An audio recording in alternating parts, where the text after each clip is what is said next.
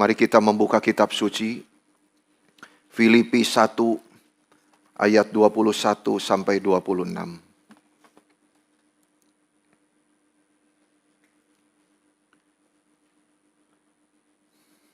Filipi 1 ayat 21 sampai 26. Saya akan membacakan untuk Bapak Ibu semua. Karena bagiku hidup adalah Kristus dan mati adalah keuntungan. Tetapi jika aku harus hidup di dunia ini, itu berarti bagiku bekerja memberi buah. Jadi mana yang harus kupilih? Aku tidak tahu. Aku didesak dari dua pihak. Aku ingin pergi dan diam bersama-sama dengan Kristus, itu memang jauh lebih baik. Tetapi lebih perlu untuk tinggal di dunia ini karena kamu.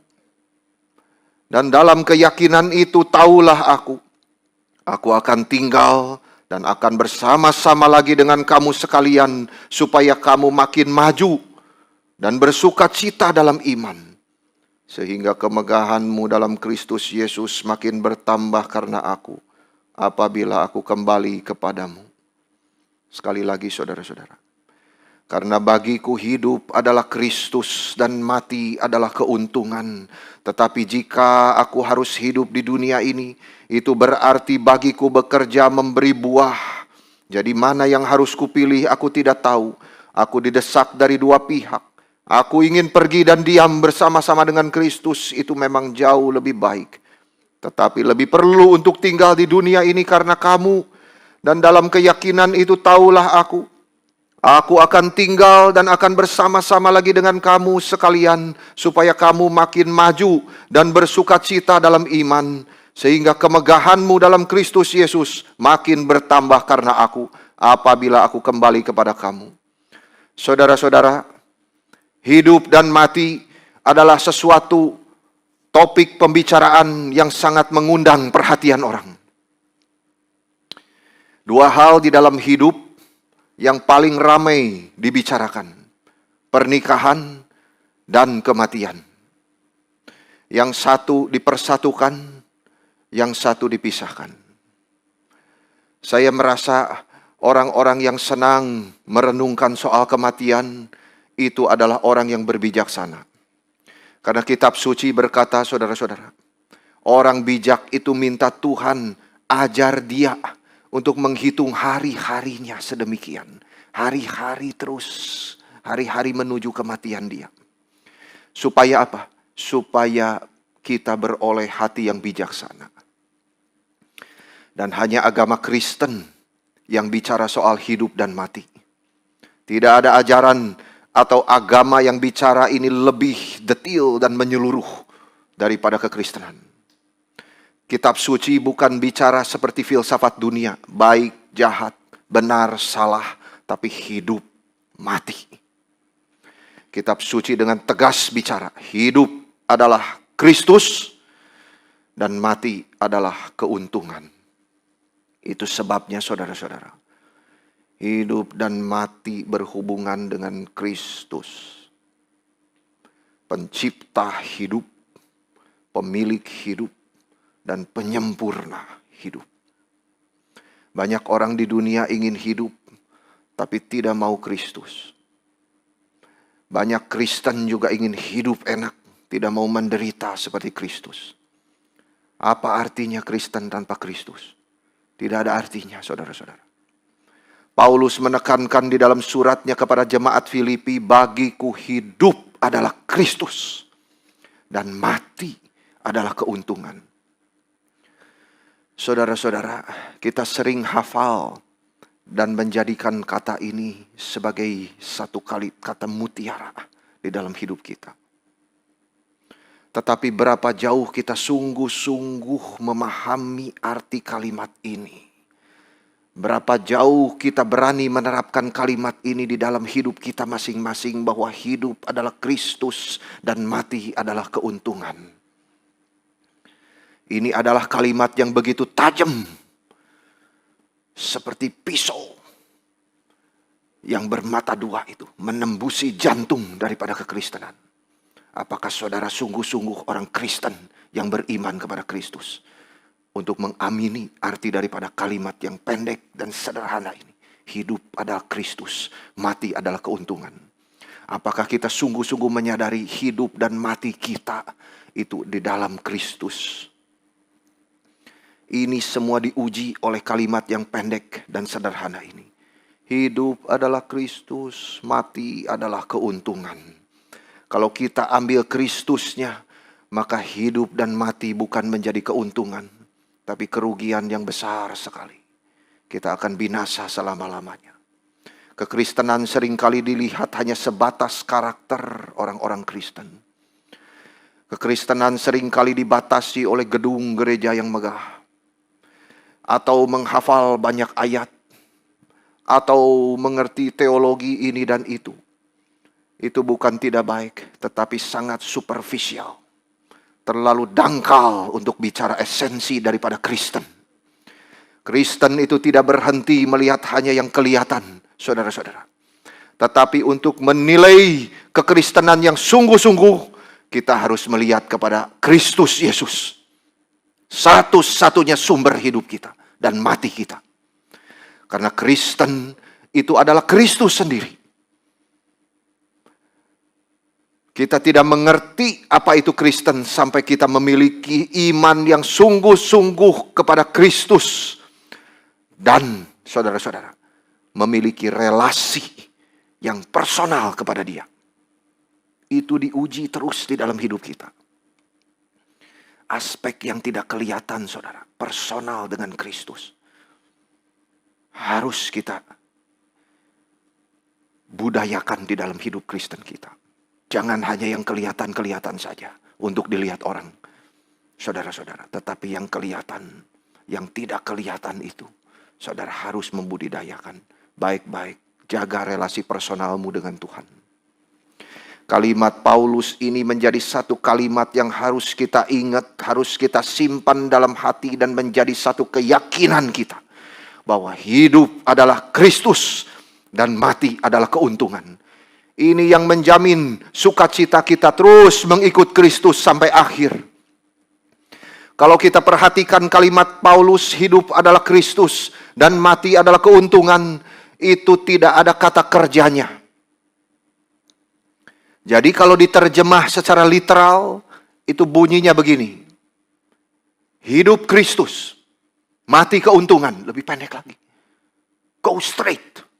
Hidup Kristus, itu artinya mati keuntungan. Kristusnya menjadi esensi. Hidup Kristus, mati keuntungan karena Kristus. Sangat pendek dan sederhana, tetapi mengandung pengertian yang sangat mendalam sekali. Dalam hal ini saya mengajak kita merenungkan dua hal. Dari kalimat Paulus di penjara ini, untuk menjadi dasar dan kekuatan bagi kita melalui hidup yang sulit. Saya ingin mengajak kita untuk merenungkan apa artinya hidup dan mati di dalam Kristus. Yang pertama, hidup adalah Kristus. Ini paling sedikit mengandung 3 hal. Iman, persekutuan, dan tekad mengikut Kristus. Iman kepada Kristus, persekutuan di dalam Kristus, dan tekad mengikut Dia terus. Itu hidup adalah Kristus. Kita memiliki iman di dalam Kristus, mempunyai persekutuan dengan Kristus, dan kita mau mengikut Kristus seumur hidup kita. Senang dan susah terus ikut Dia. Mari kita lihat satu persatu. Iman di dalam Kristus. Hidup adalah Kristus, berarti kita beriman hanya kepada Kristus. Hanya kepada Dia. Tidak perlu ditambah-tambah yang lain. Berarti kita tidak bisa berbuat apapun untuk menyelamatkan diri kita sendiri. Semua usaha yang kita kerjakan untuk diterima oleh Allah pasti gagal. Kita layak mendapatkan neraka daripada surga. Hanya Kristus menyediakan keselamatan bagi kita dengan mati menggantikan kita. Hidup adalah Kristus, berarti menerima Yesus sebagai juru selamat dan Tuhan bagi hidup kita masing-masing. Waktu Paulus bicara hidup adalah Kristus kepada jemaatnya di Filipi, ini ada kaitan yang erat dengan surat dia kepada Galatia. Pasal 2 ayat 20. Aku hidup, tetapi bukan lagi aku sendiri yang hidup, melainkan Kristus yang hidup di dalam aku. Dan hidupku yang kuhidupi sekarang di dalam daging adalah hidup oleh iman di dalam Anak Allah yang telah mengasihi aku dan menyerahkan dirinya untuk aku. Dua kalimat ini jikalau digabungkan menjadi satu ekspresi yang luar biasa di dalam hidup dan pelayanan Paulus. Hidup adalah Kristus, iya. Karena bukan lagi aku sendiri yang hidup, tapi Kristus yang hidup di dalam aku. Waduh, semua pelayanan dia, kesukaran dia, kesaksian dia untuk meninggikan Kristus. Tidak ada yang lain, saudara-saudara. Dan yang kuhidupi itu sekarang di dalam daging adalah hidup oleh iman di dalam Kristus Yesus itu, yang telah mengasihi aku dan mati menggantikan aku. Saudara-saudara, ini sesuatu yang sungguh-sungguh hidup yang fokus kepada Kristus. Tidak ada yang lain. Dia mengerjakan semua untuk Kristus supaya dilihat di dalam dirinya. Kalau kita lihat sejarah surat Galatia, saudara-saudara, di mana Paulus tadi menuliskan itu. Galatia itu jemaat awal yang Paulus dirikan. Mereka dekat dengan hatinya Paulus. Saat Paulus melakukan perjalanan ke Galatia, ke tempat yang sekarang adalah Turki, dia mengalami kesulitan karena mengabar Injil. Saudara-saudara, di sepanjang sejarah, kita melihat setan selalu berusaha mengacau pengertian yang benar tentang iman Kristen. Setan memakai orang-orang yang tidak percaya untuk menggeser pengertian yang benar tentang iman.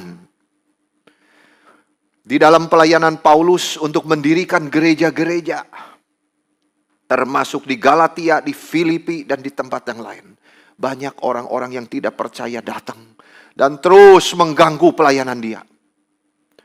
Mereka mencoba untuk mengambil keuntungan daripada pelayanan Paulus. Memfitnah Paulus, menyusahkan Paulus. Mereka menyelewengkan pengajaran tentang iman. Dan mengajarkan bahwa keselamatan itu bergantung kepada kebaikan manusia. Mereka mempengaruhi orang-orang Kristen Galatia di dalam tradisi Yahudi. Bahkan mereka meragukan kerasulan Paulus. Mereka mengajar tidak cukup punya iman di dalam Kristus untuk diselamatkan. Harus ditambah sunat, pemeliharaan hari-hari suci Yahudi. Waduh, saudara, Paulus sudah menanamkan ajaran yang benar menurut kitab suci. Diselamatkan hanya karena iman. Tidak, kamu harus jaga baik-baik itu. Hari-hari ada yang baik, ada yang jahat. Saudara, saya mau mengingatkan saudara. Di dalam iman kepada Kristus, saudara tidak boleh takut kepada hari-hari tertentu seolah-olah ada hari baik, ada hari buruk. Atau saudara percaya angka-angka tertentu baik atau buruk. Tuhan mencipta semua hari adalah baik adanya. Banyak orang Kristen ditipu oleh setan, saudara-saudara. Saya dulu ditakut-takuti. Oh, kalau mau pilih nomor telepon, jangan ada angka 4. Itu mati, saudara-saudara. Jangan 13, karena 1 tambah 3, itu 4 juga. Itu artinya mati. Jadi jumlahnya harus 8. Wah, hoki, saudara-saudara. Ini semua konsep yang berasal daripada tradisi. Yang tidak sesuai dengan ajaran kitab suci, saudara-saudara. Ini adalah ajaran yang turun-temurun yang dimaksud Paulus. Dongeng nenek-nenek tua itu. Kepercayaan lokal yang turun-temurun gabung dengan Yudaisme dan Kristen. Banyak magic, ritual-ritual harus dilakukan. Karena apa? Tidak cukup hanya Kristus. Tambah lagi ini itu. pelihara hari-hari baik. Tidak cukup Kristus. Itu saudara. Kalau ajaran begini sudah melekat di pikiran saudara, itu susah disingkirkan dengan kekuatan sendiri. Saya dulu banyak sembah dewa-dewa, dengar-dengar tahayul, pegang banyak jimat, main-main dengan kuasa setan. Ini takut, itu takut saudara-saudara. Tetapi setelah pertobatan, dengan firman, pelan-pelan otomatis itu semua lepas. Puji Tuhan, saudara-saudara. Saya sendiri tidak sadar. Tetapi jikalau saya melihat ke belakang, sekarang bersyukur Tuhan sudah melepaskan pikiran-pikiran itu. Semua ikatan-ikatan pikiran yang penuh tahayul, itu sudah disucikan oleh Tuhan melalui firman dan rohnya itu. Mulai fokus hidup jalan, mulai fokus terus kepada Kristus. Saudara yang masih diikat dengan pikiran-pikiran begitu, saudara jangan takut. Rajin mendekatkan dirimu kepada Tuhan. Rajin baca firman Tuhan. Renungkan banyak firman Tuhan. Pelan-pelan pikiran-pikiran itu akan tersingkir dengan sendirinya. Karena roh itu bekerja memakai firman. Menyucikan pikiran dan hati saudara-saudara. Puji Tuhan. Saudara lihat banyak hal lain sebagai tambahan terhadap iman yang terjadi di Galatia. Bagi para pengacau-pengacau itu keselamatan tidak cukup hanya dengan iman. Kemudian berita itu sampai kepada Paulus bahwa ada orang-orang yang mengacaukan pengajaran-pengajaran dia yang sudah dia ajarkan. Maka Paulus menulis di dalam pasal 1, 6-9 begini bunyinya. Aku heran bahwa kamu begitu cepat berbalik daripada dia yang oleh kasih karunia Kristus telah memanggil kamu dan mengikuti suatu Injil yang lain. Injilnya beda, saudara. Ditambah-tambah dengan ini itu. Yang sebenarnya bukan Injil. Hanya ada orang yang mengacau kamu dan bermaksud untuk memutarbalikan Injil Kristus. Tapi sekalipun kami atau seorang malaikat dari surga yang memberitakan kepada kamu suatu Injil yang berbeda dengan Injil yang kami beritakan kepadamu, terkutuklah dia.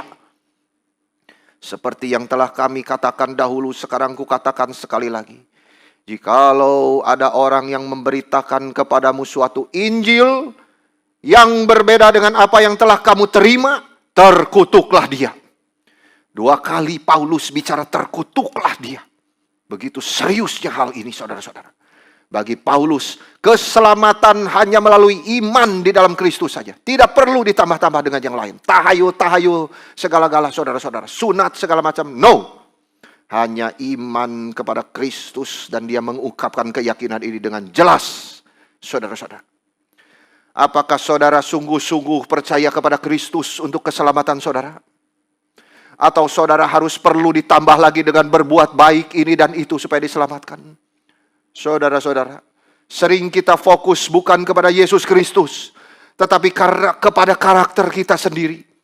Kehebatan kita mengerti teologi-teologi, pengakuan iman, Tritunggal, Dwinatur, baptisan. Saudara-saudara, semua ini tidak menyelamatkan saudara.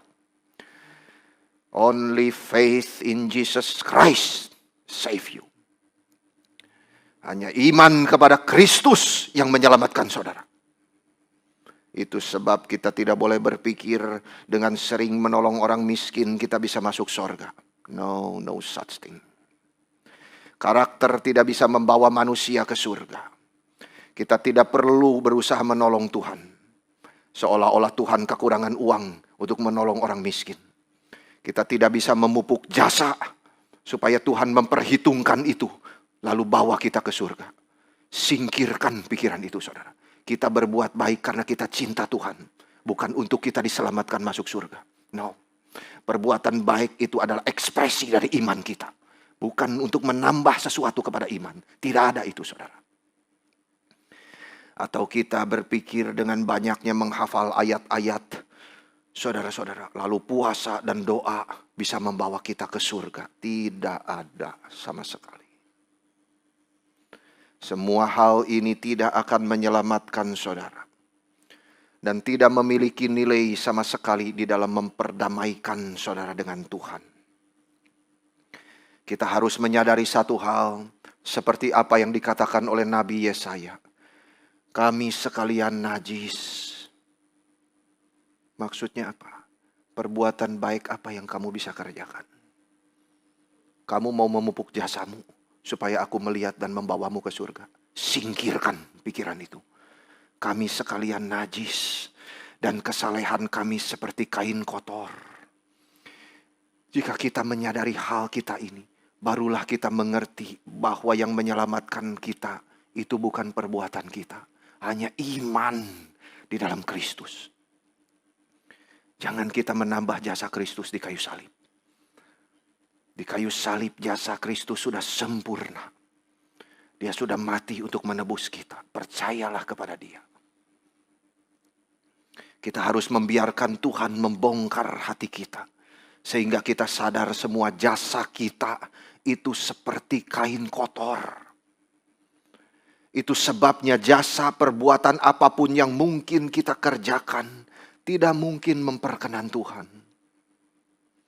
Saudara masih ingat tidak ayat yang berbicara, aku tidak berkenan kepada korban-korban persembelihanmu, tetapi jiwa yang hancur itu kuterima. Ini pengertian yang pertama, saudara, bahwa hidup adalah Kristus. Itu berarti beriman kepada Kristus. Dan hanya di dalam Kristus saja. Beriman di dalam Kristus. Berarti, saudara, itu adalah penghilangan daripada semua jasa kita. Iman kepada Dia. Hidup adalah Kristus. Fokus kepada Kristus. Iman kepada Dia saja. Lalu yang kedua, hidup adalah Kristus, saudara-saudara. Berarti persekutuan dengan Kristus. Nah ini. Setelah beriman, kita harus jaga iman itu dengan persekutuan yang membuahkan pekerjaan yang baik, yang membuahkan perbuatan dan karakter yang terus dirubahkan. Hidup Kristen kita adalah kepercayaan kepada Kristus. Itu dasarnya, saudara. Tetapi juga jangan lupa fellowship with Him. Persekutuan dengan Dia. Dan persekutuan dengan Dia itu harus dipupuk. Itu bukan pengetahuan saja. Itu harus dipupuk terus dari hari ke hari. Karena apa, saudara? Karena kita tidak boleh lupa bahwa Tuhan itu adalah pribadi. Dia pribadi yang bisa merasa. Yang punya hati. Yang bisa berespon kepada perbuatan-perbuatan kita. Dengan demikian persekutuan kita itu harus mengalami pertumbuhan. Persekutuan kita dengan Dia harus mengalami pertumbuhan. Di dalam 1 Yohanes 1 ayat 3. Kami memberitakan kepadamu apa yang telah kami lihat dan dengar. Supaya kamu juga bersekutu dengan kami. Dan persekutuan kami adalah persekutuan dengan Bapa dan dengan anaknya, Yesus Kristus. Jelas, saudara, persekutuan itu. Supaya apa? Supaya sukacita kami menjadi sempurna. Jadi doktrin itu selalu mengarah kepada persekutuan yang erat dengan Kristus. Dan menuju kepada sesuatu kekayaan hidup Kristen. Yaitu apa, saudara? Sukacita. Sukacita terus. Yang tidak terganggu oleh keadaan di luar. Kita bisa bersedih. Tetapi hatinya terus bersukacita. Karena ada janji. Ada pengharapan. Dan pengharapan itu di dalam janji Kristus. Berarti jikalau kita tahu iman. Tahu melayani. Tetapi tidak ada sukacita, berarti bukti kehadiran Tuhan tidak ada di dalam hidup kita. Kita bukan tidak boleh bersedih, boleh. Berduka, iya. Tapi sukacita di hati itu tidak terganggu oleh keadaan apapun. Karena sukacita kita itu ditanam di dalam Kristus yang sudah berjanji kepada kita. Dan itu tidak akan goncang adanya. Saudara, waktu seorang hamba Tuhan itu murung. Seperti hidup tidak ada pengharapannya. Lalu istri tulis di kertas. Kasih dia. God is dead. Tuhan sudah matikah? Dia langsung sadar. No. God is alive. Dan aku harus bersuka cita di dalam segala beban, di dalam segala tanggungan yang harus kuhidupi setiap hari. Sukacita Kristus itu tidak boleh goncang. Itu menyatakan kehadiran Tuhan di dalam hidup kita yang seharusnya membawa sukacita. Itu sebab jika tidak ada sukacita, saudara, mungkin penyebabnya adalah kurangnya persekutuan dengan Kristus. Sukacita kita bisa pudar saat persekutuan dengan Kristus sudah jauh. Marilah kita menyisihkan waktu untuk berdiam diri di hadirat Tuhan. Itu bukan pemborosan, saudara. Jangan saudara pikir, waktu jalan terus, saya harus kerja terus. No. Bersekutu, berdiam diri, membaca firman, itu juga pekerjaan yang melayani Tuhan. Karena saudara sedang dipersiapkan untuk menghadapi hari depanmu. Dan itu menjadi sesuatu charger untuk bagaimana saudara bisa kuat. Bagaimana bisa sukacita. Fellowship with Him. Saudara, bisa jadi kesibukan-kesibukan yang kita kerjakan justru menjauhkan kita dari Tuhan. Termasuk pelayanan kita. We have to be careful of this. Coba lihat Maria dan Marta. Oh, dua-duanya sama-sama sahabat-sahabat Yesus. Keduanya orang yang beriman kepada Yesus. Faktanya, coba lihat. Marta yang berlari menemui Yesus ketika dia kembali ke Betania setelah kematian Lazarus. Dialah yang menyatakan imannya soal kebangkitan terakhir. Lalu dia bicara kepada Yesus, Tuhan, jika Engkau ada di sini, saudaraku tidak akan mati. Dia percaya. Tapi ketika Yesus berada di rumah Maria dan Marta, justru Marialah yang duduk di kaki Yesus, sementara Marta sibuk melayani. Yesus berkata, Marta, Marta, kamu khawatir dan kesal terhadap banyak hal. Tetapi hanya satu hal yang sebenarnya kamu perlu. Maria telah memilih yang terbaik. Dan itu tidak akan diambil daripadanya. Maria memilih dilayani dulu oleh Tuhan. Baru dia melayani. Ada saat kita harus duduk diam di kaki Tuhan, saudara.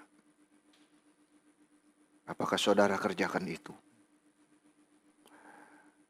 Biasakan diri membaca, merenungkan firman. Tuhan akan berbicara di dalam persekutuan itu kepada saudara. Karena Tuhan itu hidup, pribadi. Itu harus dijaga oleh pembacaan kitab suci. Seringkali kita hidupnya kacau, membalikan dua hal ini. Fellowship dan kerja terus. Kita pikir pelayanan kita sangat dibutuhkan. Dan persekutuan dengan Tuhan itu bisa diganti. Kita perlu belajar bahwa tidak ada yang bisa menggantikan persekutuan dengan Kristus. Itu hal yang sangat esensi. Setelah kita punya iman kepada Kristus, kita harus punya fellowship dengan Kristus. Dijaga terus. Jangan sampai kita aktif luar biasa, tapi tidak pernah doa dan baca firman di rumah. Ini ada kesalahan di dalam kerohanian saudara. Hidup adalah Kristus, dimengerti dengan adanya persekutuan dengan Kristus. Itu yang kedua. Yang ketiga, tekad mengikut Yesus. Iman, persekutuan, dan tekad mengikut Dia. Itu hidup adalah Kristus. Hidup adalah Kristus berarti mengikut Dia. Kristus yang kita percaya adalah Kristus yang terus dinamis. Tidak statis. Di dalam arti saudara-saudara bahwa persekutuan seorang prajurit Kristus. Itu selalu pemahamannya di situ. Karena kita hidup selalu di dalam peperangan rohani. Ingat saudara, kita hidup melawan apa? Roh yang di udara itu. Bukan melawan yang Saudara-saudara seiman, bukan. Kita hidup itu melawan roh yang jahat di udara itu, saudara. Dan itu peperangan rohani kita. Itu selalu harus nuansanya seperti itu. Kita adalah prajurit Kristus yang sedang berbaris di hadapan komandan kita, yang adalah Yesus sendiri. Panggilan Kristus selalu merupakan panggilan follow me. Ikutlah aku. Saudara-saudara, ini semua terjadi kepada murid-murid Yesus. Matius, penguasa muda yang kaya, orang banyak yang datang untuk mendengarkan dia. Follow me, follow me. Saudara-saudara, salah satu cirinya itu, ikut Yesus dan tinggalkan semua. Bukan cuma ikut Yesus, tapi terus bawa beban dosa. Terus bawa harta kekayaan. No, tinggalkan semua. Follow me. Berarti saudara-saudara, saudara bukan tidak boleh bekerja. Bukan. Saudara bukan tidak boleh berusaha. Bukan. Tapi fokus saudara ada di mana? Ketika saudara bekerja. Ketika saudara berbisnis. Ketika saudara melayani semua. Fokus pikiranmu ada di mana? Apakah saudara mengikut Yesus atau mengikut materi? Itu dua hal yang berbeda. Yesus berkata, ikut aku, tinggalkan semua. Jangan menengok ke belakang. Tidak layak bagi kerajaanku. Saudara-saudara. Itu sebabnya kita tidak dapat mengikut Kristus kecuali kita telah meninggalkan semua yang menjauhkan kita dari Dia. Petrus dan Andreas tinggalkan jalan mereka. Itu penghasilan mereka. Yakobus dan Yohanes tinggalkan ayahnya di perahu. Matius tinggalkan meja uangnya. And follow Jesus. Kita harus meninggalkan dosa-dosa kita. Ambisi-ambisi pribadi kita yang penuh dosa. Selain itu kita harus terus melakukannya sepanjang kehidupan Kristen kita. Ini mengikut Kristus seumur hidup. Ini hidup adalah Kristus. Agar hal ini menjadi mungkin, Paulus berkata, harus ada salib. Barang siapa mengikut aku, dia harus menyangkal diri dan memikul salibnya setiap hari. Mengikut aku. Saudara, memang benar Paulus berkata, karena bagiku hidup adalah Kristus dan mati adalah keuntungan. Tetapi dia berkata lagi di Galatia begini, hidup yang kuhidupi di dalam tubuh, aku hidup oleh iman di dalam anak Allah itu, yang telah mengasihi aku dan menyerahkan dirinya untuk aku. Ada salibnya di situ, saudara. Ini kemenangan di dalam hidup Kristen. Tetapi sebelum dia dapat mengatakan hal-hal ini, Paulus harus dapat mengatakan bahwa dia disalibkan bersama Kristus. Bukan dia lagi yang hidup, tapi Kristus yang hidup di dalam dia. Aku telah disalibkan dengan Kristus, dan bukan aku lagi hidup, melainkan Kristus yang hidup di dalam aku. Itu harus ada pengorbanan, penyangkalan diri. Kekristenan bukanlah hal yang gampang, saudara-saudara. Ikut Yesus tidak gampang. Yesus berkata, barang siapa mau mengikut aku, dia harus sangkal diri dan pikul salibnya sendiri. Apa artinya, saudara? Kita mau hidup susah, mau hidup menderita. Demi apa? Demi ikut Yesus. Di dalam pelayanan Yesus, bukankah itu yang menjadi salah satu kebiasaan? Adalah apa, saudara? Yesus itu dinamis, jalan-jalan terus. Mengabar Injil, kerajaan Allah sudah dekat, saudara. Pindah dari satu tempat ke tempat yang lain. Murid-murid di mana? Ikut dia di belakang. Ikut. Benar-benar murid itu ikut dia di belakangnya. Mana ada kepikiran jala? No. Matius, meja saya, saudara. Dia memimpin mereka benar-benar secara harafiah. Juga secara kiasan. 2 Dua-dua ini harus dimengerti. Dan mereka mengikuti kemana Yesus memimpin. Mereka menyertai Yesus. Bukankah ini arti daripada kebangunan, saudara? Kebangunan bukan nangis. Tetapi tidak ada pertobatan. No. Percuma, saudara. Kebangunan itu mengikut Kristus. Mengikuti langkah kaki dia. Kemanapun dia pergi. Dia stop, kita stop. Dia jalan, kita jalan. Itu kebangunan yang sejati. Itu artinya rohani kita peka. Kita tidak tidur. Tuhan bilang, bangun, bangun.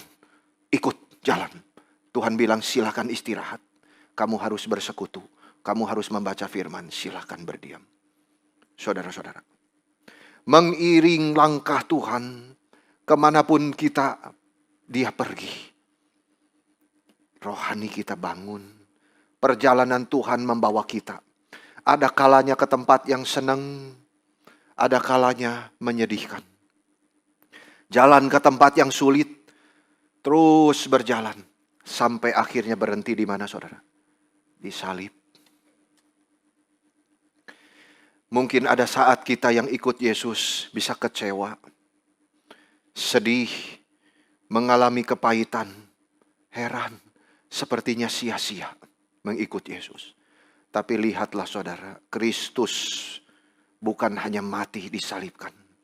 Tetapi dia bangkit kembali. Saudara harus ingat itu.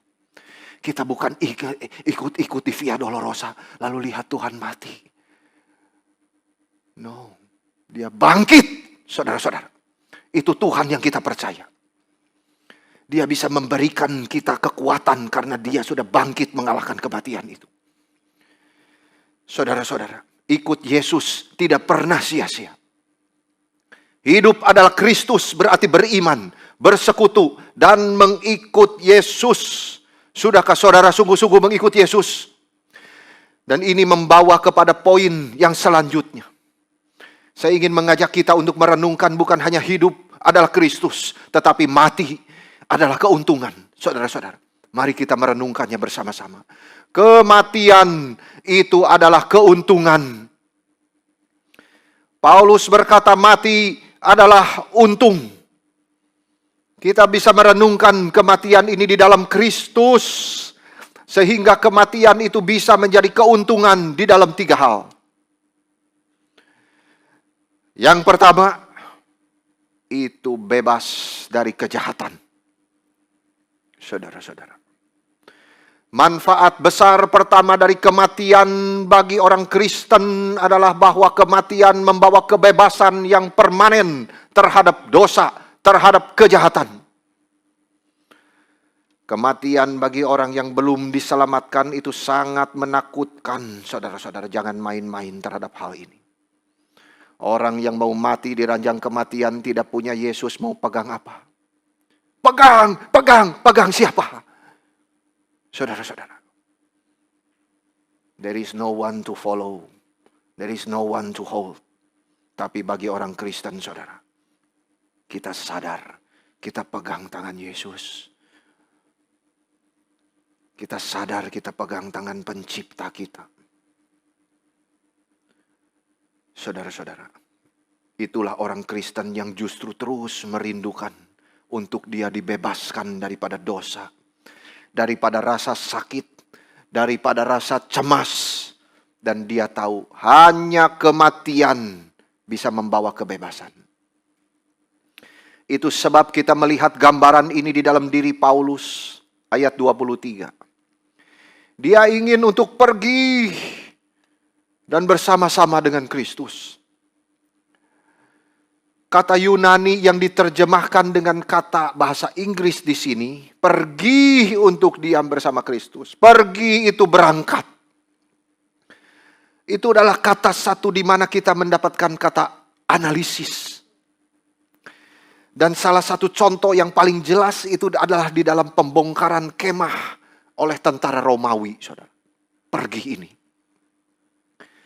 Yang memberikan sesuatu gagasan untuk meninggalkan sesuatu itu secara permanen. Tidak kelihatan lagi. tinggalkan. Di dalam operasi militer tentara Romawi, saudara-saudara, setiap kali sekelompok tentara-tentara Romawi itu mencapai akhir perjalanan yang sudah letih dan panjang itu, saudara, mereka dirikan kemah. Ini bukan kemah yang biasa, saudara. Kemahnya besar untuk menampung satu grup tentara yang besar. Pembuatannya sangat rumit sekali, saudara-saudara. Dan setelah mereka makan malam di situ, istirahat malam di situ, saudara, pagi hari bangun, langsung mereka bongkar itu kemah. Tinggal hilangkan semua jejak itu bahwa mereka pernah tinggal di situ. Dengan cara yang sama, Paulus berbicara orang-orang Kristen itu membongkar perkemahan untuk bersama-sama dengan Yesus. Semua yang tidak berguna ditinggalkan di belakang. Semua dosa, semua rasa sakit, semua penderitaan di dunia ini, di dalam kematian itu sungguh ada kebebasan yang besar. Saya ambil beberapa contoh untuk menggambarkan kebebasan ini, saudara. Di dalam Yohanes 11 ayat 11, Kristus berbicara tentang Lazarus yang tertidur. Bukan mati, tertidur. Lalu kisah 7 ayat 60. Stefanus dicatat di situ, meninggallah ia. Itu di dalam arti tertidur. Lalu 1 Tesalonika 4 ayat 15, Paulus menulis berkali-kali tentang tidurnya orang percaya. Kita yang masih hidup, yang masih tinggal sampai kedatangan Tuhan, sekali-kali tidak akan mendahului mereka yang telah meninggal. Artinya tertidur. Tidur di sini bukan di dalam arti jiwanya tidur. Tidak, saudara. Itu kesalahan doktrinal yang mengajarkan bahwa orang percaya tidur di dalam keadaan tidak sadar antara saat kematian dan kebangkitan tubuh saat Yesus nanti datang kembali. Tetapi kitab suci tidak mengatakan, saudara, bagiku hidup adalah Kristus, lalu jiwa yang tidur itu adalah keuntungan. Tidak. Hidup itu adalah Kristus, mati adalah keuntungan. Karena apa? Fellowship with Christ. Bukan tidur itu jiwa ada tidur terus di peti. Tidak, saudara. Ini mengajarkan bahwa kematian ini tidur adalah kiasan. Dan setelah meninggal orang Kristen tubuhnya tidur, tetapi jiwanya langsung hidup bersama dengan Tuhan. Dan itu adalah satu keuntungan bagi orang yang percaya. Karena dia terbebas daripada melihat semua kesulitan yang mengganggu hidupnya. Dan dia sudah mendapatkan kedamaian yang berasal daripada surga sendiri. Sambil menunggu kebangkitan dengan tubuh kemuliaan saat kedatangan Kristus kedua kalinya. Yang kedua, saudara-saudara, mati adalah keuntungan. Itu berarti kita menjadi seperti Yesus. Kita bukan hanya, saudara-saudara, bebas daripada kejahatan. Tetapi manfaat besar kedua dari kematian bagi orang percaya adalah bahwa mereka akan menjadi seperti Yesus. Ini dimengerti di dalam 1 Yohanes 3 ayat 2. Saudara-saudaraku yang kekasih, sekarang kita adalah anak-anak Allah, tetapi belum nyata apa keadaan kita kelak. Akan tetapi kita tahu bahwa apabila Kristus menyatakan dirinya, datang nanti kedua kali, kita akan menjadi sama seperti Dia. Wah, itu janji yang besar, saudara. Sebab kita akan melihat Dia dalam keadaan yang sebenarnya. Jadi kematian itu bukan saja membawa kebebasan dari kejahatan. Tetapi lebih daripada itu, kitab suci mengajar bahwa kematian membawa kesempurnaan akhir dari pengudusan orang percaya yang telah dimulai di bumi. Saudara-saudara, saat kita percaya Yesus, kita terus diberikan roh itu untuk merubah karakter kita. Terus dirubahkan. Saya sudah berkhotbah minggu-minggu yang lalu, masih ingat, saudara? Jangan melihat saudara kita itu hal yang buruk terus. Jangan. Lihat dia apa jadinya nanti. Karena dia terus-menerus diubahkan. Dan saat yang sempurna itu nanti.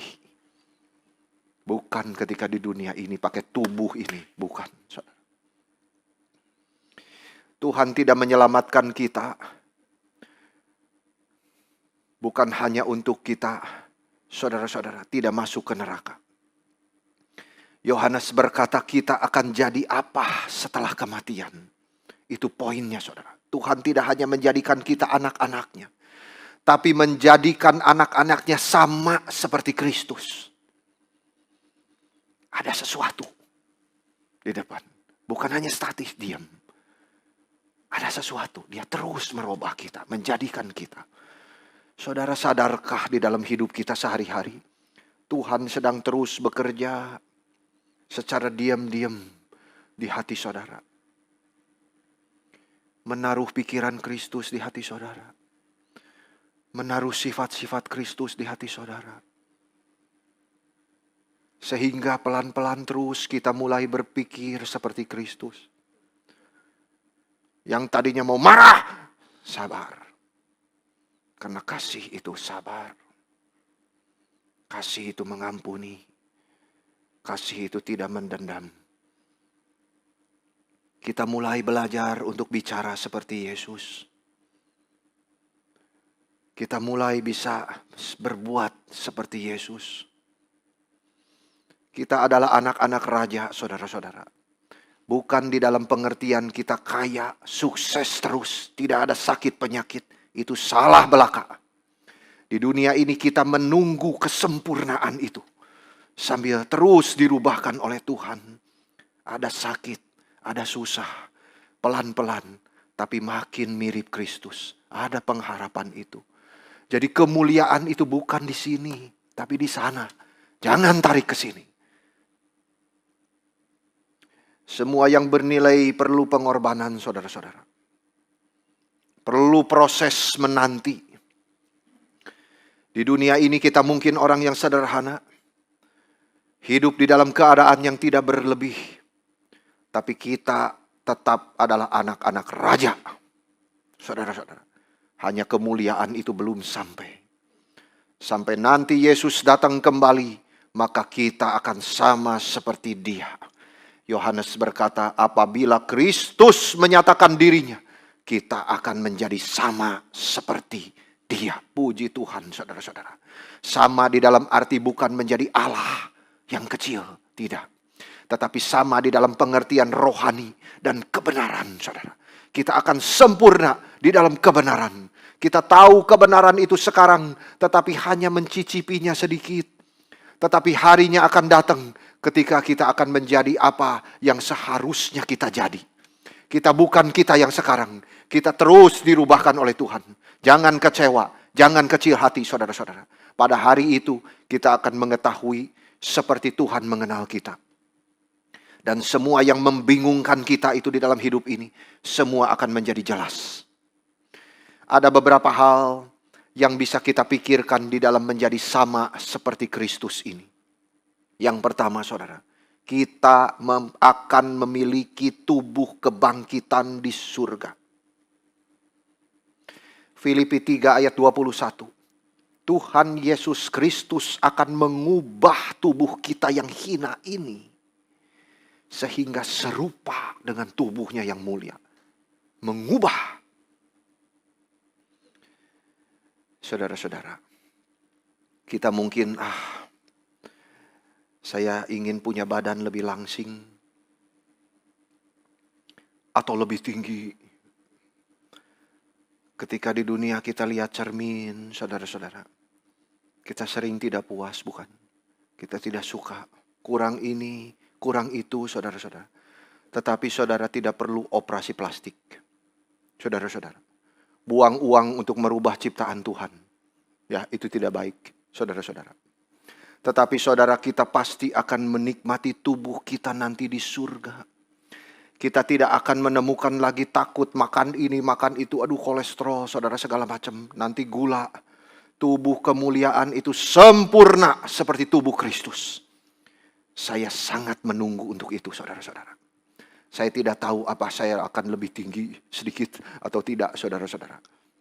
Yang kedua, bukan hanya tubuh kita yang akan diubahkan. Tetapi juga, saudara, kita akan disempurnakan di dalam karakter. Kita tidak mau pergi ke surga dengan tubuh kita yang sekarang ini, saudara. Karena tidak ada dosa di sana. Sangat kudus dan mulia adanya. Di dunia ini banyak dosa.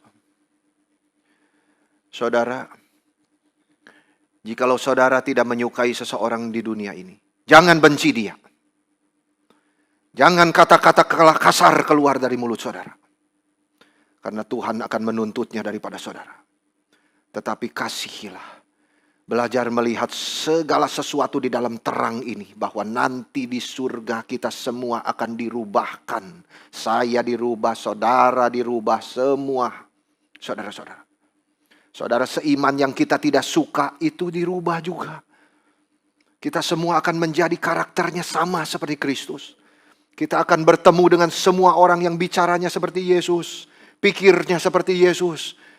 Semua saudara karakternya seperti Yesus. Bahagianya di surga tidak terhitungkan, saudara-saudara. Itu sebabnya gereja pun bukan tempat yang sempurna.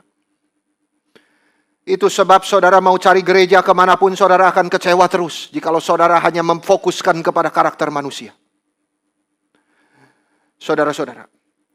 Karena ternyata saudara menyadari yang tidak beres adalah relasimu dengan Tuhan.